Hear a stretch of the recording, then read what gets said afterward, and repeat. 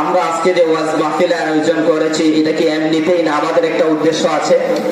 উদ্দেশ্য হলো কি, সওয়াবের উদ্দেশ্যে আমরা এর আয়োজন করেছি, ঠিক কিনা? তো আল্লাহ আমাদেরকে বানালেন আল্লাহর উদ্দেশ্য ছাড়া কি আমাদেরকে বানালেন? তো উদ্দেশ্যটা কি? একটা অবশ্যই উদ্দেশ্য আছে, আর উদ্দেশ্যটা আল্লাহ বলেন وَمَا خَلَقْتُ الْجِنَّ وَالْإِنسَ إِلَّا لِيَعْبُدُونِ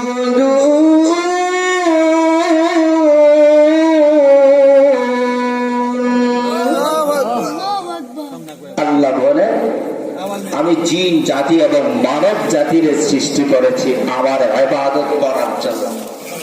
কি করার জন্য? আমি জিন জাতি এবং মানব জাতির সৃষ্টি করি নাই আমার নাফরমানির জন্য। তাহলে আল্লাহ আমাদেরকে কেন সৃষ্টি করেছেন? একটু মনোযোগ আমার দিকে দেন। কেন করেছেন? আল্লাহর গোলামি করার জন্য। কেন? আপনারা কথা বলেন কেন? তো আল্লাহর গোলামি, আমাদের মধ্যে অনেক মানুষ আছে আল্লাহর গোলামি করতে তাদের মন চায়, আছে রে এমন মানুষ? নামাজ পড়তে ভালো লাগে না, কি বলেন? আল্লাহর গোলামি, হজ, যা এভরিথিং, যত আল্লাহর যত কাজগুলো আছে আল্লাহর গোলামির, ওইগুলো করতে তার মন চায় না। কিন্তু আমরা অহংকার করি। দেখেন, আমরা মৃত ছিলাম, আল্লাহ আমাদেরকে জীবন দিয়েছে। কি বলে? বলতে পারেন আমরা কেমনে মৃত? আমরা তো দুনিয়াতেই আসি নাই, তো মৃত ছিলাম, জীবন দিলেন, আবার মৃত্যুবরণ করবো, এটা কেমনে? প্রশ্নটা আগে কিনা? আল্লাহ বলে কাইফা তাকফুরুনা বিল্লাহি ওয়া কুনতুম আমওয়াতান ফাআহাকুম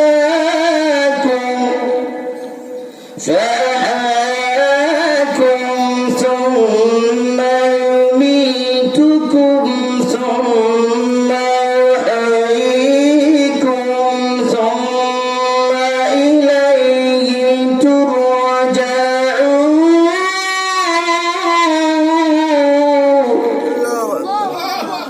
আল্লাহ বলে কাইফা তাকফুরুনা বিল্লাহি ওয়া কুনতুম আমওয়াতান ফাআহইয়াকুম, তোমরা কেমন করে আমার কুফরি করো? তোমরা ছিলে মৃত, আমি আল্লাহ তোমাদেরকে জীবন দিয়েছি। পুনরায় এই জীবন পাওয়ার পরে এই দুনিয়ার জমিনের মধ্যে আসছি, আবার আমাদের মওত হবে, মৃত্যুবরণ করব, মরব, তারপরে আমাদেরকে আল্লাহ আবার জীবিত করবেন, এরপরে আমাদের সাথে বিচার হবে। কথা বলে ঠিক না? তো আমাদেরকে আল্লাহ এমন এক বস্তু দ্বারা সৃষ্টি করেছেন যে বস্তুর নাম মানুষের সামনেও ভালো করে নেওয়া যায় না, কিন্তু এরপরে আল্লাহ আমাদেরকে সর্বশ্রেষ্ঠ জাতি হিসাবে ঘোষণা করেছেন। ঠিক কিনা? আবার এই পৃথিবীর মধ্যে মানুষদেরকে সৃষ্টি করার কারণ হলো, আমরা বলে আল্লাহকে আমাদেরকে এমনিতে এই পৃথিবীর মধ্যে সৃষ্টি করেছেন।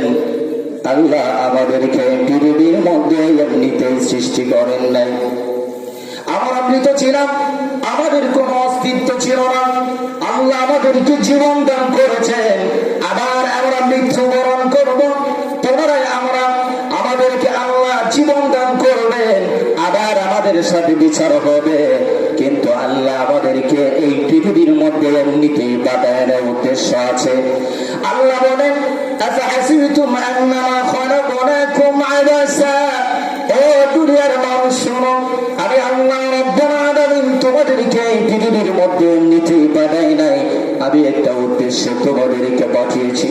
যদি আল্লাহর প্রশ্ন করি আল্লাহ আমাদেরকে কেন এই পৃথিবীর মধ্যে পাঠালেন, আল্লাহ জবাব দেন তোমাদেরকে এই পৃথিবীর মধ্যে পাঠানোর কারণ হলো তোমরা আমার গোলামি করবে।